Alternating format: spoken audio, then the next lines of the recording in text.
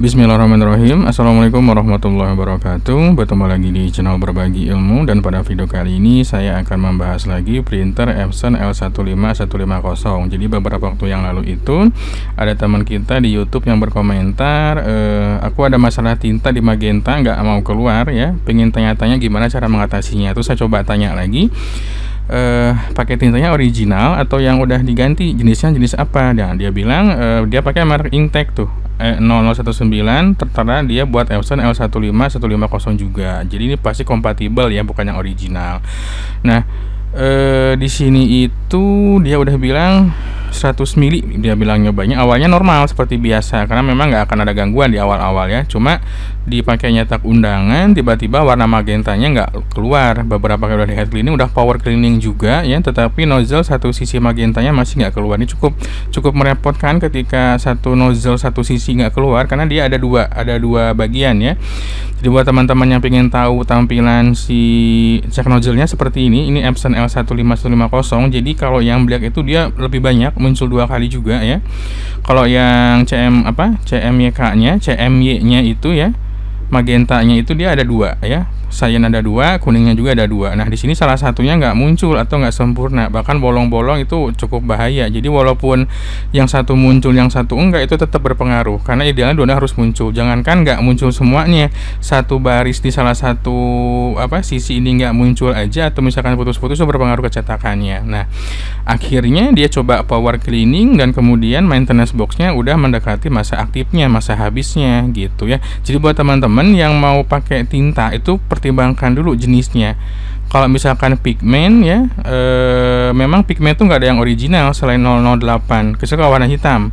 Kalau warna hitam itu ada di seri 008, 005, 001 untuk Epsonnya. Nah, dia udah nyoba head cleaning berkali-kali, power cleaning juga, hasilnya tetap sama. Nah, akhirnya saya coba kasih saran, coba ganti dulu tintanya ya. Ganti tintanya dengan tinta jenis original dulu, tapi yang day aja, yang seri 664 gitu ya. Jadi 664 itu tinta original dari Epson, cuma dia jenisnya jenis dye. Tujuannya apa? Supaya nanti ketika cleaning dia bisa lebih maksimal lagi. Nah, informasi buat teman-teman bahwa tinta original Epson itu sudah ada komponen cleanernya. Jadi kalau misalkan kita lebih detail lagi, kalau misalkan kita mencium aromanya, itu yang 664, mau 664, 003, 001, kalau kita cium aromanya itu dia lebih menyengat ya. Kalau misalkan saya bandingkan dengan cairan head cleaner, itu hampir mirip baunya. Jadi saya simpulkan di situ bahwa di cairan tinta yang original itu udah ada komponen cleanernya, karena printer itu kan ketika cleaning dia mengeluarkan tinta kan, dari tinta itulah dia berharap akan bersih gitu ya.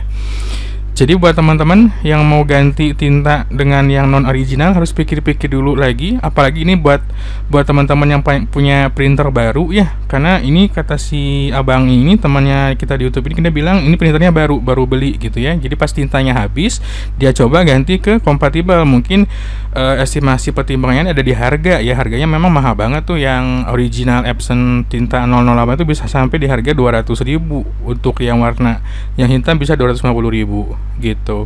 Nah, buat teman-teman yang punya printer ini pun rasanya wajib punya resetter. Saya pernah bahas di video YouTube saya sebelumnya, karena kalau misalkan kita nggak punya resetter, begitu kita proses head cleaning nanti dia jebol, pasti jebol ini head cleaningnya. Apalagi power cleaning akan memakan kapasitas maintenance box itu lebih cepat lagi, bisa sampai 3 kali lipat dari head cleaning biasa. Kalau misalkan kita setiap kali head cleaning nanti ini penuh, beli baru akan rugi ya, rugi di waktu dan biaya, terutama di biaya. Ini mahal banget kalau originalnya 500.000, kalau kompatibelnya itu di harga 150.000-an. Tapi kalau misalkan kita punya resetter itu pasti lebih gampang lagi. Nah, mudah-mudahan nanti masalahnya teman kita ini teratasi ya. Jadi saya sarankan pakai yang 664 dulu aja. Kalau misalkan nanti tinta yang magentanya kompatibelnya udah habis atau mau habis, itu ganti dengan tinta dye jenis 664 yang lebih murah. Tujuannya apa? Itu tujuannya supaya dia cleaningnya lebih maksimal. Dan saran saya buat teman-teman yang pingin pakai tinta baru atau yang kompatibel, jangan diisi 100% sampai penuh, isilah seperempatnya aja.